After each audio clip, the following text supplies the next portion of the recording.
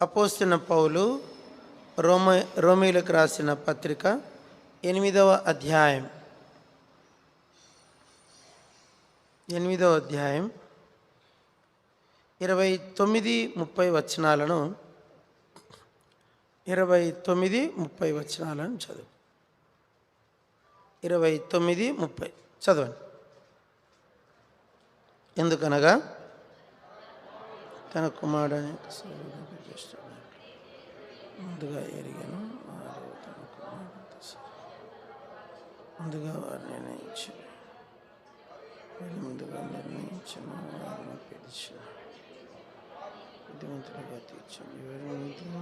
తీర్చిన వారిని మహిమపరిచి. పరలోకపు తండ్రి, ఈ యొక్క 5 అంతల శ్రేష్టమైన కార్యం కొరకై వందనాలు. ఈ కార్యమును గ్రహించుటకు శక్తిని అనుగ్రహించమని దేవా, కృపనిమ్మని దేవా తండ్రి యేసు పేరిట వేడుచున్నాం తండ్రి.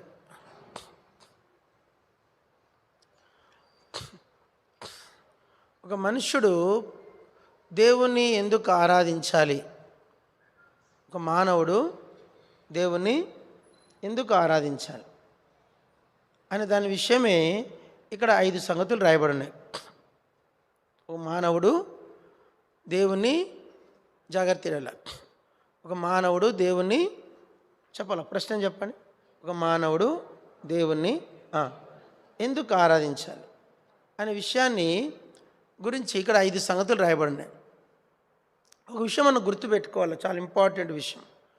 ఏమిటంటే మనము దేవుడు వేరు కాదన్న విషయాన్ని గుర్తుపెట్టుకోవాలి. నన్నే చూడండి, ఎటో చూస్తున్నారు. మనము దేవుడు చెప్పాల, మనము దేవుడు సపరేటు కాదు.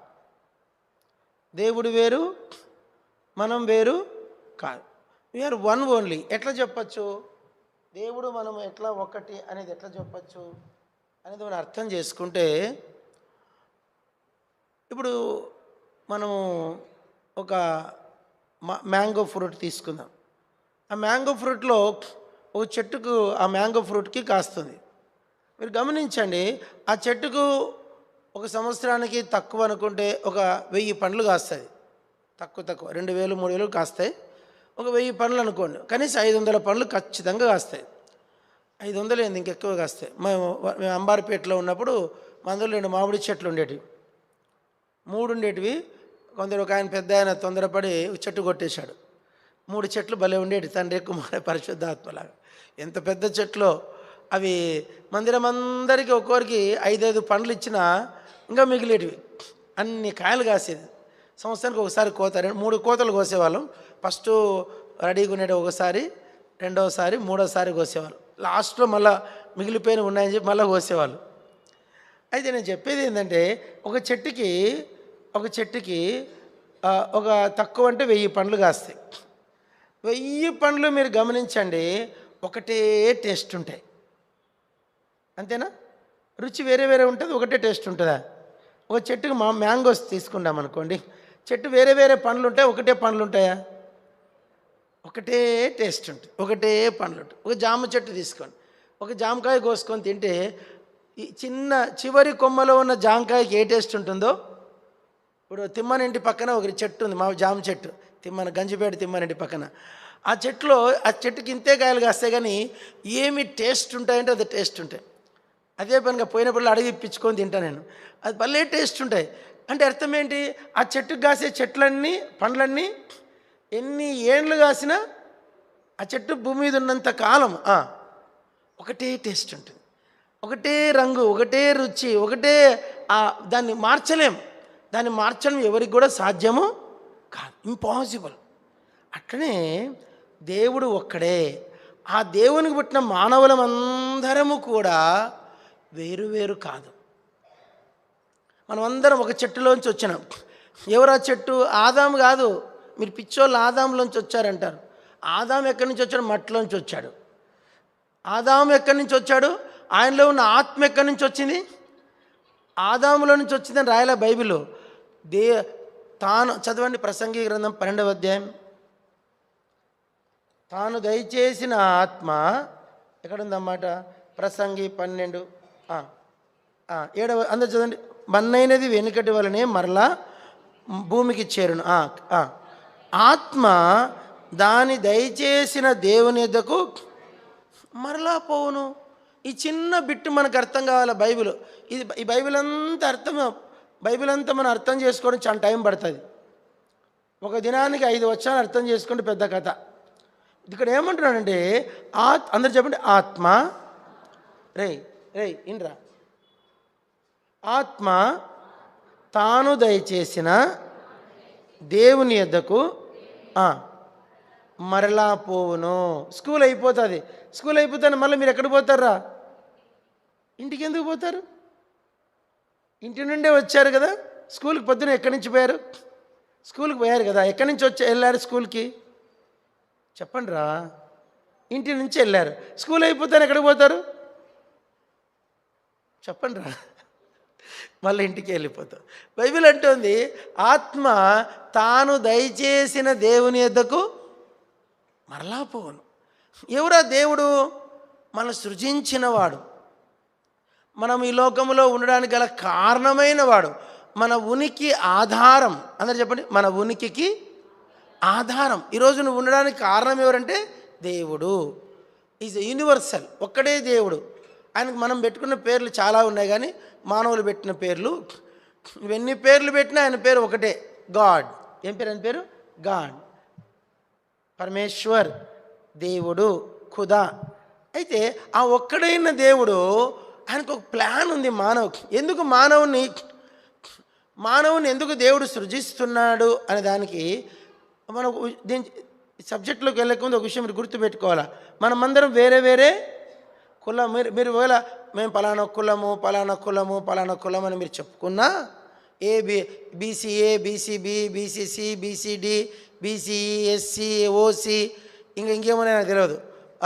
ఇవన్నీ చెప్పుకున్నా కూడా మీరు ఎన్ని కులాల పేర్లు చెప్పుకున్నా మీరు ఒక్కటే. ఆ ఒక్కటి ఏమిటంటే మీరు దేవుని పిల్లలు. ఏమిటి? మీరు దేవుని. ఒక చెట్టులో నుంచి పండుగ అన్నిటికీ ఒకటే మాధుర్యము, ఒకటే రుచి, ఒకటే రంగు, ఒకటే వాసన, ఒకటే సైజు, ఒకటే ఆకారము ఎలా ఉంటుందో మనందరి వెనక చూడ్డానికి మనం రకరకాలుగా ఉండొచ్చు. చూడ్డానికి ఒకడు పొట్టిగా ఉంటాడు, ఒకడు పొడుగు. ఇక్కడ పక్కన ఒక పల్లె ఉంది, మేళ్ళ చెరువు. ఏం చెరువు చూసారు? ఇప్పుడు మేళ్ళ చెరువు చూసినారా? కురుపమ్మ అని ఒక వస్తుంది. ఆ ఊరు విచిత్రం ఏంటంటే అందరు పొట్టోళ్ళే. ఆ ఊర్లో సగానికి సగం మంది 4 అడుగుల కంటే ఎక్కువ ఉండరు. అందరు పొట్టోళ్ళు ఇంతే. నేను విచిత్రమైన ఏంది ఊరంతా పొట్టోళ్ళే ఉన్నారని. ఎవరు చూడు పొట్టోళ్ళు వస్తారు ఊర్లో, అందరు పొట్టోళ్ళే. నిన్నలాగా మన పెళ్ళి అయింది. ఆ సంఘ పెద్ద కొడుకులు వచ్చారు, వాళ్ళు ముగ్గురు లయ్యని ఇంతే ఉన్నారు. మీరు వెస్ట్ బెంగాల్కి పోండి, మా అమ్మాయిని వదిలిపెట్టకపోయినాం. ఊరంతా బెంగాల్ అంటేనే పొట్టోళ్ళు. చెప్పండి, బెంగాల్ అంటేనే పొట్టోళ్ళు. వాళ్ళందరూ పొట్టిగా ఉంటారు. సరే, ఎక్కువ శాతం పొట్టోళ్ళు ఉంటారు. అంటే అర్థమే, ఇప్పుడు నువ్వు పొట్టోడు ఉండొచ్చు, పొడుగోడు ఉండొచ్చు.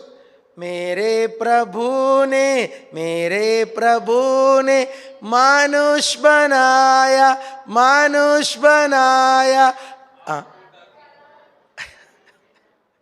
काला गोरा देख लो, काला गोरा అంటే కాలా అంటే ఏంది? నలుపు. గోరా అంటే ఏంది? తెలుపు. మేరే ప్రభునే కానీ దేవుడు ఇవన్నీ ఎవరు చేశారు? దేవుడు చేశాడు. వీళ్ళందరినీ ఎవరు చేశాడు? ఆ దేవునికి ఒక సంకల్పం ఉంది, ఆయనకు ఒక ప్లాన్ ఉంది. ఆ ప్లాన్ ఏంటంటే ఇక్కడ 5 విషయాలు రాశాడు. ఆ 5 విషయాలను పట్టుకొని మనం దేవుని ఏం చేయాలా? ఆరాధించాలి. ఎందుకు? అందరికీ రండి, దేవుని యొద్దకు రండి నరుస్తాం కేకలేసి మైకులు పెట్టి. ఎందుకంటే ఓ మానవులారా, మీరందరూ దేవుని పిల్లలు అని తెలియపరుస్తుంది. అయితే ఇక్కడ బైబిల్ ఏమంటుందంటే రోమపత్రిక 7వ అధ్యాయంలో 5 విషయాలు రాస్తుంది. 8వ అధ్యాయం 5 విషయాలు రాస్తుంది. మొదటి విషయం ఏంటంటే, అందరూ పలకండి, అందరు చెప్పండి. దేవుడు. మీరు 5 నాకు చెప్పాలా, మళ్ళా చెప్పకపోతే వదిలిపెట్టేదిలే. మేము స్కూల్లో సరిగా లెసన్ చెప్పకపోతే మా టీచర్ ఏం చేసేవాడు? బెంచ్ ఎక్కించేవాడు. ఏం చేయించాడు? మీకు అర్థమైందో లేదో? బెంచ్ ఎక్కిపించి బెంచ్ మించి గుంజీలు తీపిచ్చేవాడు. ఎంత సేమ్ అయ్యే వాళ్ళమో, అబ్బో బెంచి ఎక్కించి గుంజలు తీపిస్తాడని ఖచ్చితంగా నేర్చుకునే వాళ్ళం. ఇప్పుడు మీరు ఖచ్చితంగా అది నేర్చుకోవాలి. నేర్చుకోకపోతే ఇంకా సాయంత్రం దాకా ఇదే చెప్తా. ఓసారి అరవిందం అంకులు ఓ సంఘానికి పోయిండంట. అరవిందం అంకులే చెప్పాడు. సంఘానికి పోయి ఒక మెసేజ్ చెప్పారంట. ఫస్ట్ మెసేజ్ భలే విన్నారంట, ప్రజలు భలే విన్నారంట. మళ్ళీ సాయంత్రం మళ్ళీ అదే చెప్పిండట. అందరు తలగొక్కుంటున్నారట. ఏంది ఇదే చెప్తాను నేను, మళ్ళీ పొద్దున్న చెప్పినాడు కదా, మళ్ళీ సాయంత్రం ఇదే చెప్పినాడు, మళ్ళీ తలగు. సాయంత్రం చెప్పినాక మళ్ళీ మరుదినం మళ్ళీ స్పెషల్ మీటింగ్ కదా, అందరు వచ్చారు, మళ్ళీ అదే చెప్పిండట. అందరూ ఏంది బ్రదర్ చెప్పిందే చెప్పి వాయించి పెడతాను, సంపి పెడతాను అన్నారట. అప్పుడు అరవిందం అంకుల్ అన్నాడట, సాయంత్రం కూడా ఇదే చెప్తానట.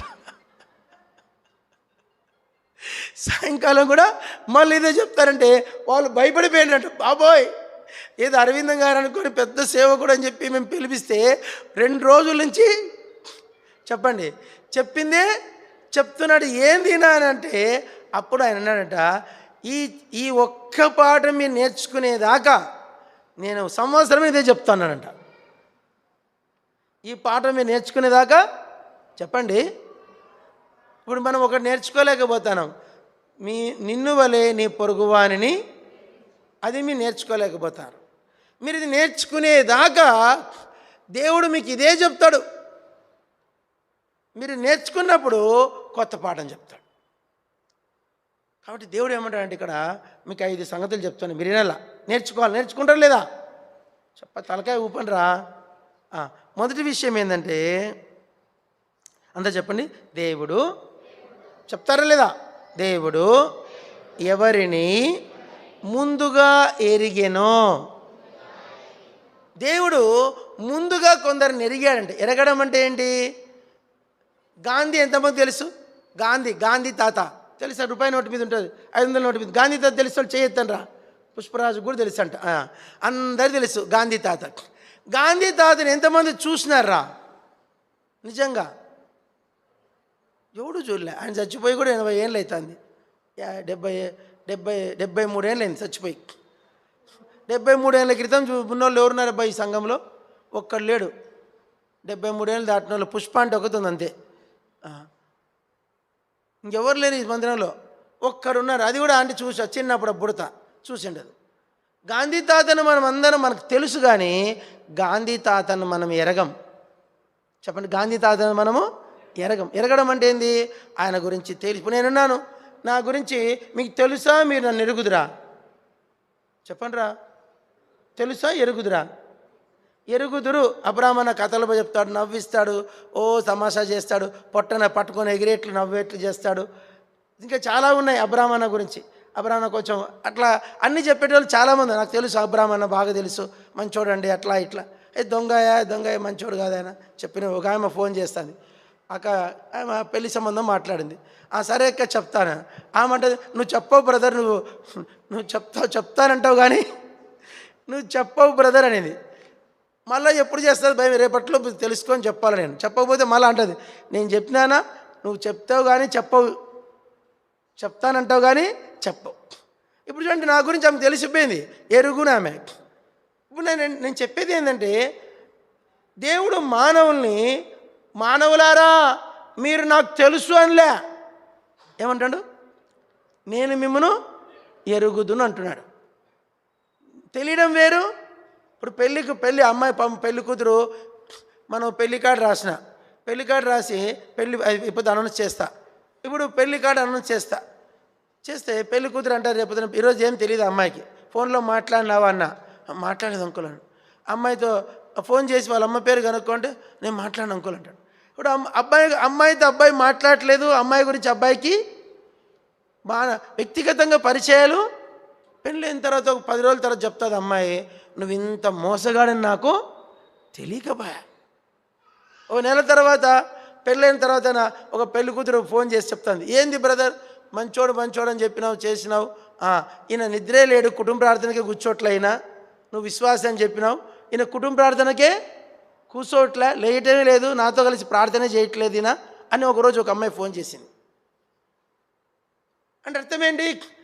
తెలియడం వేరు, పెళ్ళైన ఒక నెల తర్వాత ఏంది చెప్పండి, ఏమవుతుంది? ఎరగడం వేరు. ఎరగడం అంటే knowing. Knowing about what it అనేది దాని డెప్త్. అడ్వెంచర్ అంటే డిస్కవరీ అంటే ఏందిరా? డిస్కవరీ అంటే ఏంది? దాన్ని పరిశోధన. డిస్కవరీ అంటే ఏంది? పరిశోధన. ఇది ఏమిటి? ఇప్పుడు గోల్డ్ ఇంజనీరింగ్లో సబ్జెక్ట్ ఉంది, గోల్డ్ ఇంజనీరింగ్లో గోల్డ్ ఇంజనీరింగ్, డైమండ్ ఇంజనీరింగ్ కూడా ఉంది. ఇంజనీరింగ్లో చాలా ఉన్నాయి. ఎర్త్ ఇంజనీర్ ఉన్నాడు. ఏంటంటే ఏం ఇంజనీరు? ఎర్త్ మీద ఇంజనీర్స్ ఉన్నారు. ఇప్పుడు మన పిహెచ్డి జయరాజ్ అని ఏం ఇంజనీరు? ఆయన ఇంజనీరు. ఏం ఇంజనీరు? ఎర్త్ జియాలజీ దాని ఇంగ్లీష్లో సబ్జెక్ట్ ఇంజనీరింగ్ ఏమంటుంది దాన్ని? మెటలజీ. ఏంది? మెటలజీ. చెప్పండి. మెటలజీ అంటారు దాన్ని. మెటలజీ లేక మెటలజీ అంటారు. ఇప్పుడు ఇక భూమిలో ఉన్నటువంటి ఖనిజముల మీద వాళ్ళు ఇంజనీరింగ్ చేస్తారు. దాని మీద వాళ్ళు మొత్తం డిస్కవరీ. ఇప్పుడు దేవుడు అంటున్నాడు, నేను మానవుని మీద ఏం చేస్తున్నా? చెప్పండి, అంతా చెప్పండి. నేను మానవుని మీద డిస్కవరీ చేస్తున్నా. డిస్కవరీ అంటే పరిశోధన అంటే నీ మనసు ఏంటి, నీ ఆలోచనలు, నీ బుద్ధి ఏంటి, నీ ఆలోచన ఏంటి. కొన్నిసార్లు మనుషులు మనం అంత సులభంగా బయటపడం. మంచిగా మేనేజ్ చేస్తాం ఒక 2-3 ఏళ్ళు. ఎక్కడో ఇప్పుడు నేనున్నాను 20 ఏళ్ళ నుంచి సేవలో ఉన్నా. అయినా నేను ఒరిజినల్ ఏంటో కంప్లీట్ స్కాన్ అనేది తెలిసేది ఎవరు? ఒకే ఒక వ్యక్తి, దేవుడు. దేవుడు ఒక్కడే అందరూ చెప్పండి, నీకు తెలిసిన నేను వేరు, నాకు తెలిసిన నేను వేరు. అదే డిస్కవరీ. మీకు నా గురించి ఎంత తెలుసు, నా గురించి నాకెంత తెలుసు? మీకు అర్థమైందో లేదో? నా గురించి మీకు ఎంత తెలుసు, నా గురించి నాకెంత తెలుసు, దాన్నే డిస్కవరీ అంటే ఇంక నా గురించి నాకెంత తెలుసు చెప్పండి రా. మీ గురించి మీకు ఎంత తెలుసురా? అంతా తెలుసు. మీ మనస్సు, మీ ఆలోచనలు, దేవుడు మన గురించి ఆయన అంతా ఎరుగునంట. నిన్న ఒక ఆయన భలే సాక్ష్యం చెప్పాడు. ఆయన చాలా భయంకరమైన పరిస్థితి వచ్చింది, ఆయనకు చనిపోతున్నాడంట. ఆయనకు అర్థమైందంట ఇంకొక 5-10 నిమిషాల్లో తను చచ్చిపోతాడు. 5 నిమిషాలు చచ్చిపోతాడు. ఇంకా అప్పుడు ప్రార్థన చేస్తున్నాడంట, ప్రభువా నేనైతే నిన్ను వెంబడిస్తున్నాను, నీ కొరకు నేను జీవిస్తున్నాను, కానీ చనిపోతున్నాను. ఇప్పుడు నేను నీ దృష్టికి యథార్థవర్తున్నైతే పరలోకంలో చేర్చుకో. ఒకవేళ నీ దృష్టి నేను యథార్థంగా కనుక కనబడకుంటే నీ ఇష్టం, నన్ను నరకానికి పంపించని ప్రార్థన చేసి చచ్చిపోయినట్ట అయిపోయిందండి. కానీ కొలాప్స్ అయిపోయాడంట.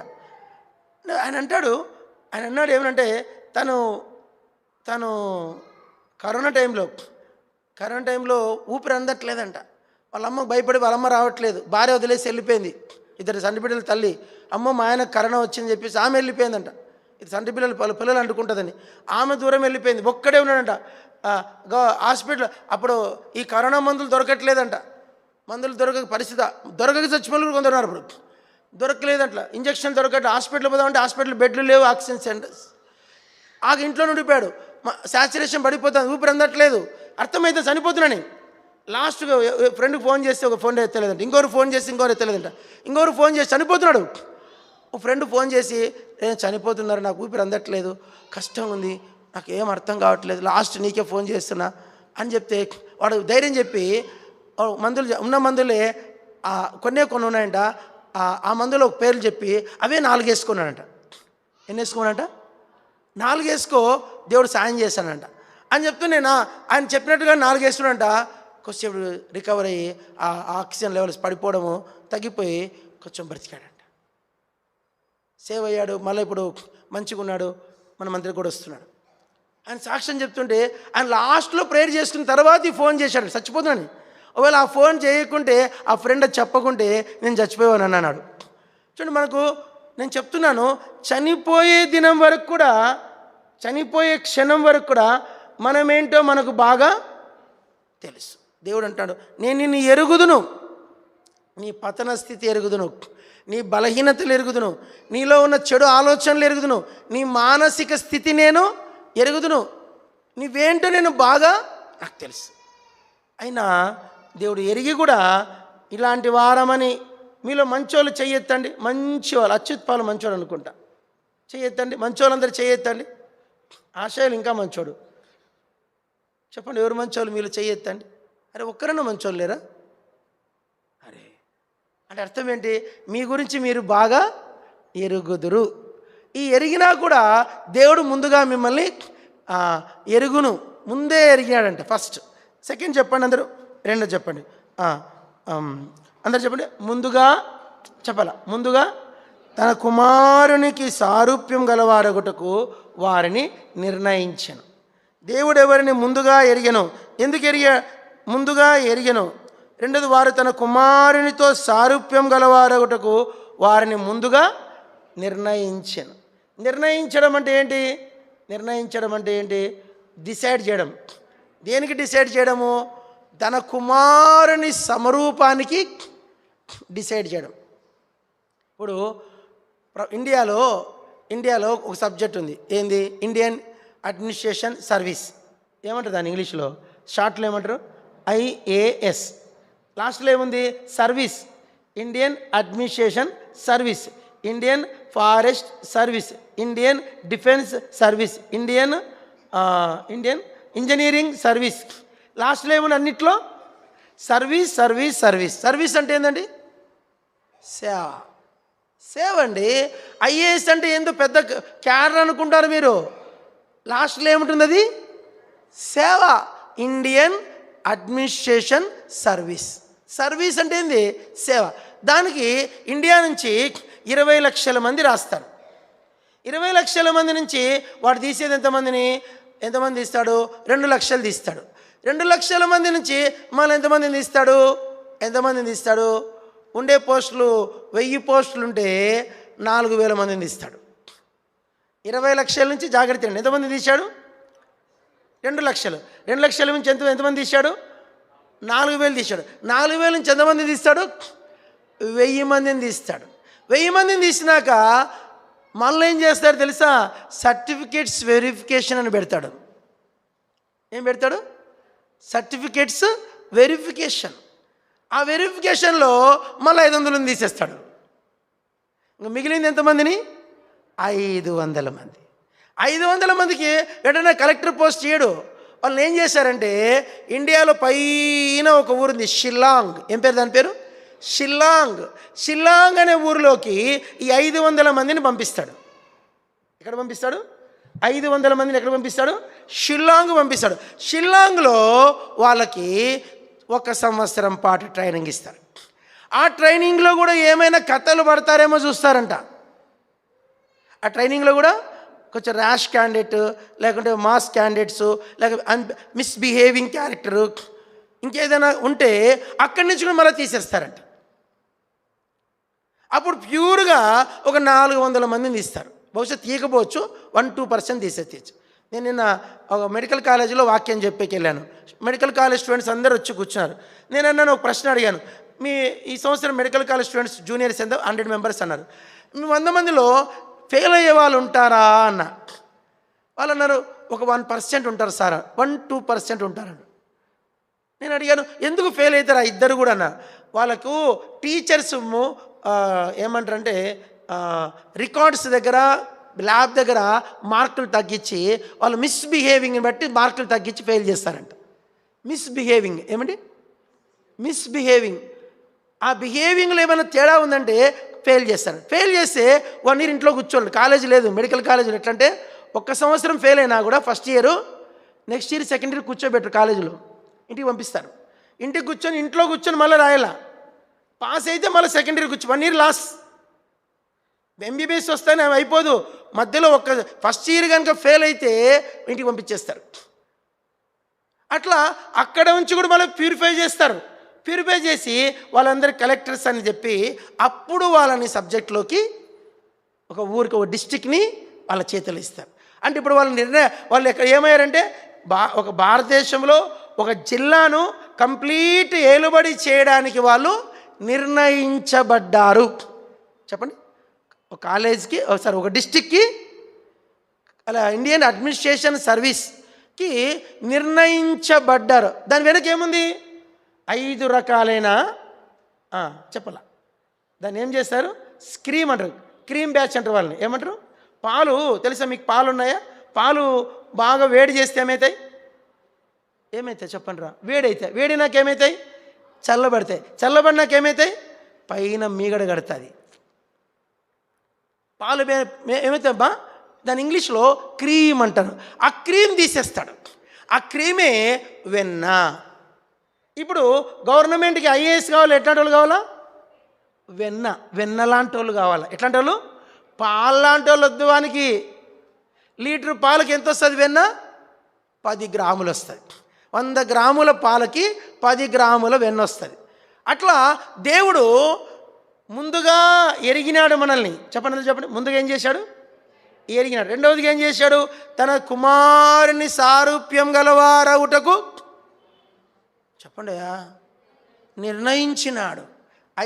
ఇండియన్ అడ్మినిస్ట్రేషన్ సర్వీస్లోకి మిమ్మల్ని సపరేట్ చేశాడు, నిర్ణయించినాడు. ముందుగా ఎరిగాడు, రెండవదిగా నిర్ణయించాడు. మూడోది ఏం చేశాడు చూడండి. మూడోది అందరూ పలకండి. మరియు నేను చెప్పాను, దిగిపోతాను నేను. చెప్పండి. మరియు ఎవరిని ముందుగా నిర్ణయించెనో వారిని పిలిచెను. ఎప్పుడు పిలిచాడండి? ఎప్పుడు పిలిచాడు? ఎరిగిన తర్వాత, నిర్ణయించిన తర్వాత పిలిచాడు. ఇప్పుడు మీరు మన ఇంట్లో పెళ్లి శుభకార్యం ఉంది, అందరం పిలుస్తామండి.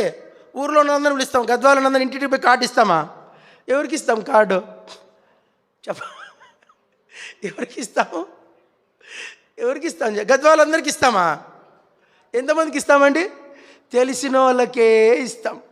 ముందు ఏం చేస్తాము? లిస్ట్ రాసుకుంటాం. ఎవరిని పిలవాల పెళ్ళికి?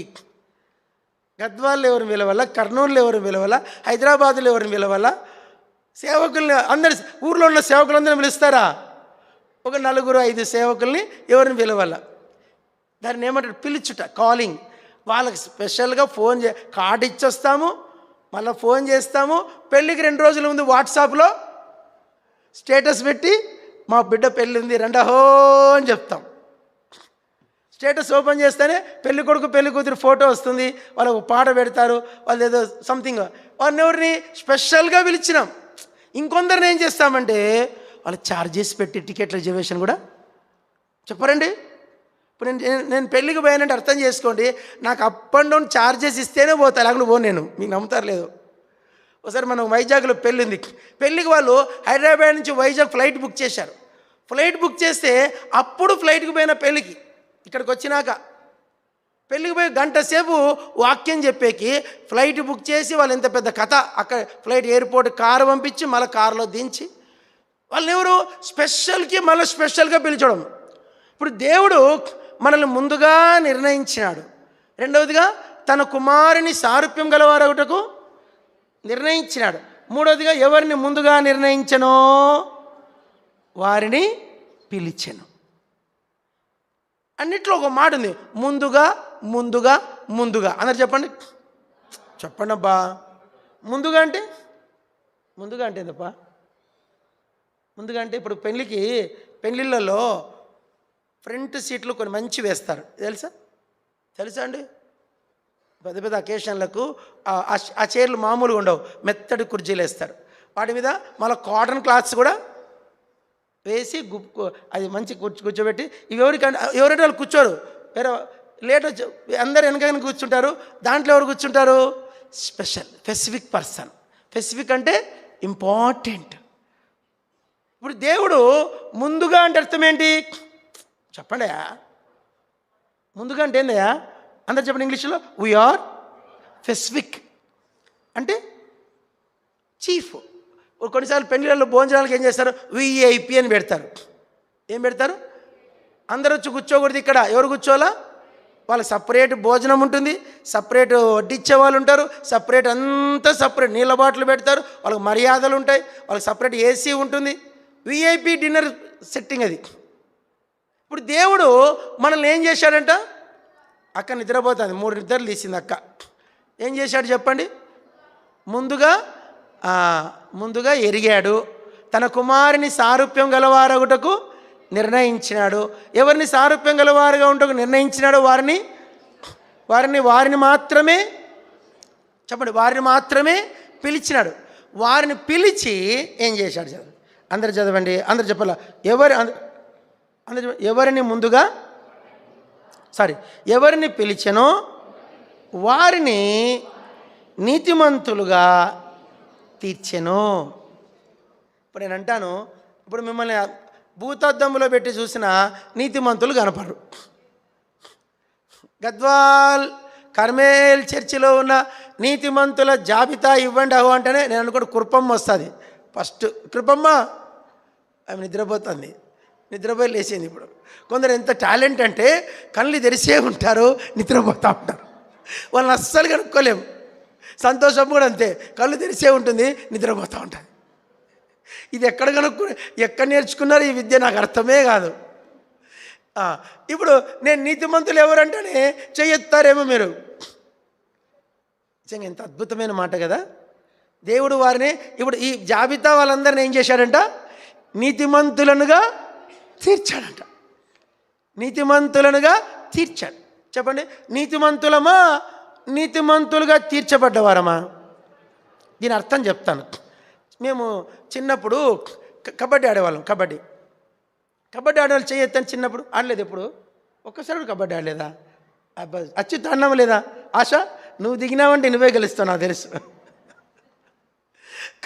కబడ్డీ ఆడుతూ ఉంటే కబడ్డీ ఆడకపోయినాం. పోతే అక్కడ ఏమైందంటే అవతల బ్యాచ్ బలమైన బ్యాచ్. ఈతలోడు కొంచెం టాలెంటెడ్ కానీ వాడు భయపడ్డాడు కొంచెం. అయినా కూడా పోయినాడు. ఎక్కడ వీడిని గెలవాలని అవతలనోడు ఏం చేశాడు? బాగా తుంటవాడు, పెద్ద తుంట. వీడిని ఈ కాలు తీసి ఇట్లా పైకి లేపేశాడు. లేపేస్తూనే అక్కడ ఏమైందో ఈ తుంటి జరిగిపోయింది, ఎముక బొక్క ఇరిగిపోయింది. అమ్మాని పడిపోయాడు. ఆడనే కూలబడిపోయాడు. లేలే ఇంకా వాడు. అప్పటికప్పుడు హాస్పిటల్ 108 ఫోన్ చెప్పారు. అప్పట్లో తీసుకెళ్లారు, హాస్పిటల్ అడ్మిట్ చేశారు. అప్పుడు వాళ్ళ అమ్మోళ్ళు పేదోళ్ళు, గవర్నమెంట్ హాస్పిటల్లో 3-4 తిప్పారు. కానీ సర్జరీ ఫెయిల్ అయింది. మళ్ళీ చేశారు, మళ్ళీ ఫెయిల్ అయింది, మళ్ళీ చేశారు, మళ్ళీ ప్లేట్లు వేశారు, ఆ ప్లేట్లు వేశారు, ఈ ప్లేట్లు వేశారు. ఆ తుంటి జాయింట్ దగ్గర పెద్ద బొక్కలు రెడిగిపోయినాయి. అవి 2 బ్రేక్ అయినాయంట. సంథింగ్ సర్జరీ సరిగా చేయలేదు, తక్కువ రేటు వాడినారు. అవి సెప్టిక్ అయిపోయి వాడు మంచంలో ఉండి ఒక 6 నెలల తర్వాత సన్నగా అయిపోయాడు. వాడు నొప్పి అనుకుంటూనే చచ్చిపోయాడు. నిజంగా జరిగింది ఇది, మా ఊర్లో జరిగింది ఇది. చచ్చిపోతానే వాడు చచ్చిపోయాడు. కానీ వాడిని ఎవడైతే ఇట్లా తుంటి పైకెత్తి ఇరిగొట్టాడో అని ఊరంతా అన్నాడు, వాడిని చంపే కదరా వీడు. వీడు చంపినోడు ఏమయ్యాడు తెలుసా? తుంటి ఇచ్చేసాడా? వాడికి 2 పిచ్చి పిల్లలు పుట్టారు. చెప్పండి, వానికి పెళ్ళయింది, 2 పిల్లలు పుట్టారు, 2 పిచ్చోళ్ళు పుట్టారు. ఊళ్ళల్లో పల్లెల్లో చొంగ గార్చుకుంటూ తిరుగుతూ ఉంటారు. చూసారు ఎప్పుడన్నా? చొంగ గార్చుకు పిచ్చోళ్ళలాగా తిరుగుతూ ఉంటారు. ఆ పిచ్చోళ్ళు 2 పుట్టారు. అప్పుడు ఊరంతా అన్నారు, వీడు ఆ తప్పు చేసేందుకే వీనికి పిచ్చోళ్ళు పుట్టారు. వాడిని గోడు కొట్టించుకున్నందుకే వీనికి పిచ్చోళ్ళు పుట్టారు. వాడు పుట్టినంత, వాడు బతికినంతకాలం ఊరిలో వానికి ఒక పేరు పెట్టారు, వీడు మనిషిని చంపాడు అని. ఏం పెట్టారు? మనిషిని చంపాడు. చాలా జాగ్రత్తగా. ఇక్కడ విషయం ఏంటంటే వాడు ఇంకా బతికే ఉన్నాడు, ఇంకా ఊరిలో బతికే ఉండు. నేను చెప్పేది ఏంటంటే వాని పేరుని ఎవరు మార్చలే. ఏం పేరంటే వీడు మనిషిని చంపాడు, అన్యాయంగా మనిషిని చంపాడు. ఒక మనిషిని పుట్టను పెట్టుకొని చెప్పి అది పోదు. ఇప్పుడు మనం ఉన్నాము, నేను నీతిమంతునేనంటే నా మనస్సాక్షి రై నోరు మూసుకోరు అంటుంది. ఏది? ఎవరండి? అచ్యుత్, నేను నీతిమంతుని నువ్వు చెప్పుకున్నావు అనుకో, సాక్ష్యం చెప్పి నేను నీతిమంతుని చెప్పుకుంటా, భలే చెప్పుకుంటాం మనం, సోకు చెప్పుకుంటాం. నేను నీతిమంతురాలిని, నేనేం తప్పు చేయను, నీతిమంతురాలు భలే చెప్పుకుంటాం సోగ్గా. నీ మనస్సాక్షి అంటది నోరు మూసుకుంటుంది. తమిళ్లో వాయి 3 సుమ్మిర్రు అంటుంది. చెప్పండి, తమిళ్ చెప్పండి. వాయి 3 సుమ్మిర్రు. చెప్పు ఒక మాట తమిళ్ నేర్చుకోండి. వాయి 3 సుమ్ము ఇర్రు. వాయి 3 సుమ్ము ఇర్రు అంటే నోరు మూసుకొని ఊరుకుండని. చెడ్డ మాట కాదు అది, మంచి మాటే. నోరు మూసుకొని ఊరకుండు. మళ్ళీ చెప్పండి తమిళ్లో. వాయి 3 సుమ్ము ఇర్రు అంటే నోరు మూసుకొని ఊరుకుండ్రాని. ఇప్పుడు నేను నీతిమంతుని మనం ఎగురుతా ఉంటాం, భలే ఎగురుతాం. నీ మనస్సాక్షి అంటది నోరు మూసుకోరంటది.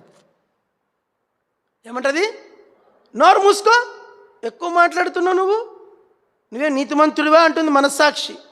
అయితే ఇప్పుడు దేవుడు, ఆ పరలోకపు దేవుడు ఏం చేశాడంటే, మళ్ళీ మొదటి నుంచి వస్తా, ఎవరిని ముందుగా ఎరిగెనో వారిని తన కుమారుని సారూప్యం గలవారొకటకు ముందుగా నిర్ణయించను.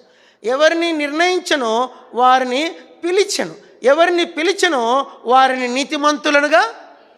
ఇది ఎక్కడ సాధ్యము? నా పేరు నరహంతకుడు, నేను ఎట్లా నీతిమంతుని అవుతాను? అసలు సంగతి చెప్పాలండి మీకు, లాస్ట్లో ఫైనల్ చెప్పలే. ఎవరైతే ఆ పిచ్చోళ్ళని చెప్పా కదా, కన్న తండ్రి, ఆయన రక్షణ పొందినాడు. ఏమొందాడు? రక్షణ పొంది మారు మనసు పొంది ఆయనే చెప్పాడు సాక్ష్యం ఇది సంఘంలో. అప్పుడు నాకు అర్థమైంది. మామూలుగా మనం చెప్పలేం, మనం ధైర్యంగా చెప్పలేం. ఆయన సాక్ష్యం చెప్పినప్పుడు నాకు ఆయన చెప్పడంలో చాలా డిఫరెంట్గా చెప్పాడు. నేను చేసిన ఆయన మీద తర్వాత ఆయన సంఘంలో, మా సంఘంలోనే కడప సంఘంలో ఉన్నప్పుడు, నా సంఘంలో సంఘ పెద్దగా ఉన్నాడు. భలే దీనుడు ఆయన. అసలు ఏ రోజు నన్ను కష్టపెట్టలే ఆయన. ఆ సంఘంలో 5 మంది సంఘ పెద్దలు ఉండేవారు. ఏ రోజు ఒక్క మాటతో కూడా నన్ను కష్టపెట్టలే అన్న. ఎంత నెమ్మది అంటే అంత నెమ్మది, బహు నెమ్మదస్తుడు. అంటే అప్పుడు నాకు అర్థమైంది ఏంటంటే, ఈ వచనం నాకు అర్థమైంది, ఇంత వ్యక్తికి కూడా యేసుప్రభువు ఏమిచ్చాడండి? నీతిమంతునిగా చేశాడు. ఇప్పుడు చెప్పండి, ఆ చంపిన మనిషి నీతిమంతుడా కాదా? ఇప్పుడు క్రీస్తులో నీతిమంతుడు. ఇప్పుడు యేసుప్రభువు అంటాడు, నీకు మొత్తము నీ జీవితం అంతా ఎన్నో ఉన్నాయి, అయితే నేను నిన్ను ఏర్పరచుకున్నాను, నేను నిన్ను నిర్ణయించినాను, నేను ముందుగా నేను ఎరిగాను, నేను నిన్ను పిలిచాను, నిన్ను నీతిమంతునిగా తీర్చాను. అంటే చెప్పండి, తీర్చాడు. త్వరగా చెప్పండి, తీర్చాడంటే ఏంది? ఇప్పుడు నీ కొడుకే ఉన్నాడు. ఎవరు కొడుకు? జీవన్ కొడుకే ఉన్నాడు. జీవన్ కొడుకుని జీవనన్న చాలా కష్టపడి తిప్పలు పడి కొడుకుని ఆఫీసర్ని చేశాడు. ఎంత పెద్ద ఆఫీసర్ అంటే ఓ పెద్ద ఆఫీసర్ని చేశాడు. ఆఫీసర్ చేసినప్పుడు ఏమంటారు సార్, ఎంత చక్కగా పెంచాడు అబ్బా వాళ్ళ ఆయన అంటారు. ఏమంటారు చెప్పండి, ఎంత చక్కగా పెంచాడు. అదే కొడుకుని ఒక తండ్రి కొడుకుని బద్మాషం చేశాడు అనుకో, బద్మాషం అంటే ఏమన్నా మరి, పనికిమాలను చేశాడు అనుకో, వాడు రోడ్లో మరి తాగి తిరుగుతాడు. ఏం పెంచినావయ్యా కొడుకుని, ఏం పెంచినావయ్యా?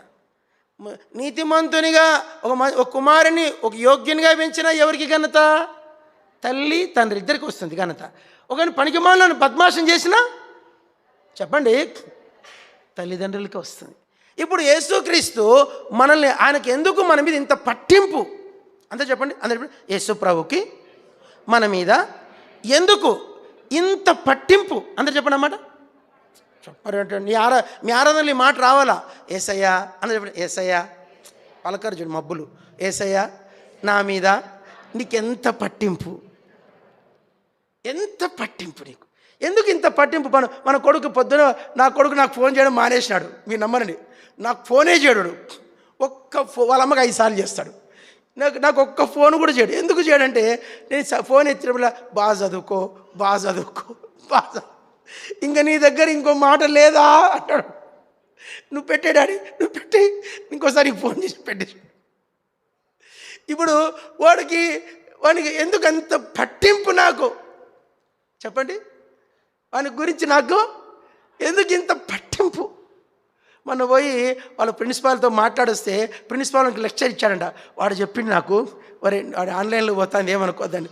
వాడు చెప్పి, డాడీ ఇంకొకసారి నువ్వు కాలేజీకి వచ్చి మా కాలేజీలో ఎవరితోనో మాట్లాడినట్లు తెలిస్తే ఆ రోజే సూట్ కేసు సర్దుకొని వస్తా, నాకు చదువద్దు ఏమొద్దు అన్నాడు.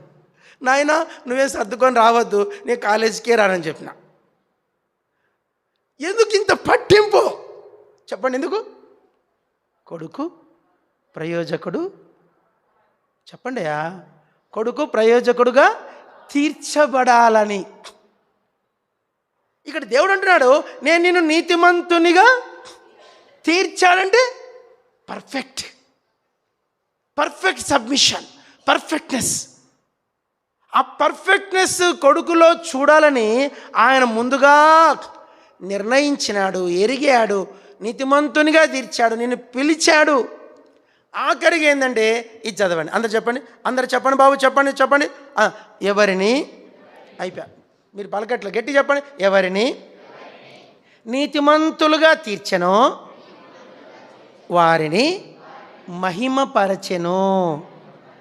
మహిమ, దేవునికే మహిమ, దేవునికే మహిమ యుగ యుగములకు. పాడరా? మైకులు ఇస్తేనే పాడతారా? దేవునికే మహిమ, దేవుని మహిమ. నిజంగా మనల్ని దేవుడు తన మహిమ కొరకు నిర్ణయించుకున్నాడంట. భక్సింగ్ గారు రాసిన పుస్తకంలో మహిమాయుక్తమైన సంతోషం, మహిమగల సింహాసనం, మహిమ రాజ్యమునకు మనల్ని పిలిచినవాడు, మహిమతో సమానమైన తన కుమారుని మహిమతో సమానమైన మహిమలోకి మనల్ని చేర్చేవాడు. ఇవి మీకు అర్థం కావు, ఎందుకంటే మనం మట్టి పురుగు మట్టిలో ఉన్న పురుగుకి ఏం చెప్తే అర్థమవుతుంది? ఇంతకుముందు చెప్పిన నక్క కథ చెప్పలే, కొంగ కథ చెప్పలే, కొంగ కథ చెప్పలే. అన్ని ఈని కొంగ ఏమనిందంట, ఆడ పరలోకములో నత్తలు దొరుకుతాయా అడిగిందంట. మన బ్యాచ్ ఏంటంటే అంత ఈని పరలోకంలో సెల్ ఫోన్ ఉంటుంది, ఆండ్రాయిడ్ యాపిల్ సెల్ ఉంటుంది అంటాం. అంత ఈని అక్కడ పరలోకంలో గేమ్స్ ఉంటాయా, ఫ్రీ ఫైర్ గేమ్స్ ఉంటాయా అడుగుతాం. అన్ని ఈని ఆడ క్రికెట్ బ్యాట్ ఉంటుందా అని అడుగుతాం. అన్ని ఈని అక్కడ బ్యూటీ పార్లర్ ఉంటుంది అంటారు సిస్టర్స్ అయితే. ఆడ గద్వాలు పట్టు చీరలు దొరుకుతాయి అడుగుతారు కదా చిట్టమ్మ. ఆడ గద్వాలు పట్టు చీరలు దొరుకుతాయి అడుగుతాం. గద్వాలు పట్టు చీరలు దొరకవు, గద్వాలు కంచి పట్టు చీరలు దొరకవాడ. ఇవేవి ఉండవు అక్కడ. అక్కడ ఆయన ఏవి నిర్ణయించినాడో అవే ధరించుకోవాలి. ఆయన ఏవి నిర్ణయించాడో చెప్పండి. పరలోకంలో నాకు ఈ కలర్ ఇష్టము, ఈ కలరే కట్టుకుంటా అంటే ఒప్పుకుంటాడా? ఏమయ్యా, నాకు బ్యాగీ ప్యాంట్ ఇష్టం, బ్యాగీ ప్యాంట్ జీన్స్ ఇష్టం, నాకు జీన్స్ వేసుకుంటానంటే గుర్తుందా? ఇప్పుడు చినిగిపోయిన జీన్స్ ఏమంటారా? నాకు తెలియక అడుగుతా, బట్ ఏమంటారా? చింపుకుంటారే ఆ ప్యాంట్స్ ఏమంటారు? నాకు పరలోకంలో టాన్ జీన్స్ కావాలంటే ఒప్పుకుంటే టాన్ జీన్స్ ఉంటాయప్ప ఏమచ్చు? మనం అన్నీ నీ నాకెరంటే నాకు టాన్ జీన్స్ కావాలా. ఇంకొకేమో ఇక్కడ పెద్ద రంధ్రం పెట్టుకుంది, జాకెట్ వేసింది కానీ బాగుంది, కానీ ఇక్కడ పెద్ద రంధ్రం వేసింది. నేను అడిగిన ఆ రంధ్రాన్ని ఏమంటారు సిస్టర్ అంటే గోల్డెన్ షోల్డర్ అంటారంట. గోల్డెన్ నేను అడిగిన అదే పనికి అడిగిన, ఆ రంధ్రాన్ని ఏమంటారు సిస్టర్ అంటే గోల్డెన్ షోల్డర్ అనేది. పరలోకంలో అన్నీ ఈని మనం ఏమంటాం, ఆ గోల్డెన్ షోల్డర్ దొరుకుతుందా అంటాం. అట్లా కుదరదు. ఆయన ఏవి నిర్ణయించినాడో ఆ అవసరములే అక్కడ చెప్పండి ధరించాలి. ఆడ నీకు చాయిసే లేదు. ఇప్పుడు యేసు ప్రభు ఆయన మనస్సుకు ఇష్టానుసారమైన వారినిగా చేయడమే మహిమ పరచడం.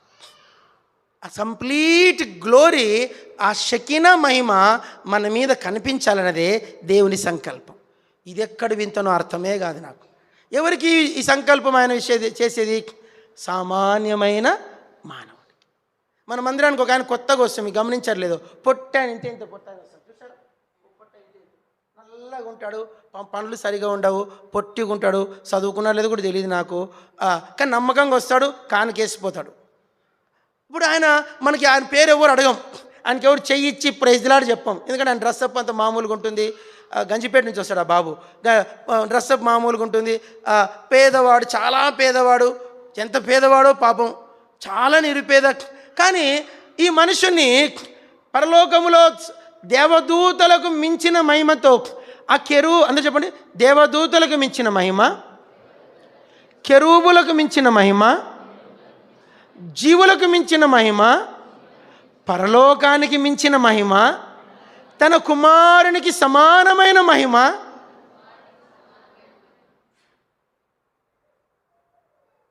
ఇస్తానంటే అది ఎంతటి విచిత్రం. దాన్నే కంప్లీట్ గ్లోరిఫికేషన్, సంపూర్ణ మహిమ కార్యం, మహిమ నుండి అధిక మహిమ. ఈ 5 విషయాలు మనకు అర్థమైన. ఎవరిని?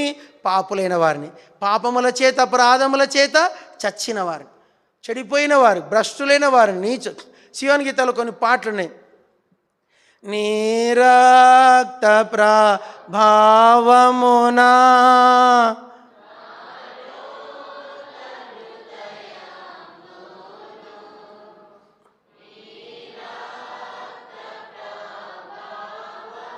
పాడాలా? ఏమి హృదయం అంట మానవుంది? అబ్బా ఏమి హృదయం అంటమ్మా? అందరు చెప్పండి. ఏమి హృదయం కర్మేలోది? రోత. ఒక్కో చరణం ఉంది. నీ సిలువలో తొలగే నా నీచ పాపము నీ ద్వేషింతు నన్నీయును. పడండి.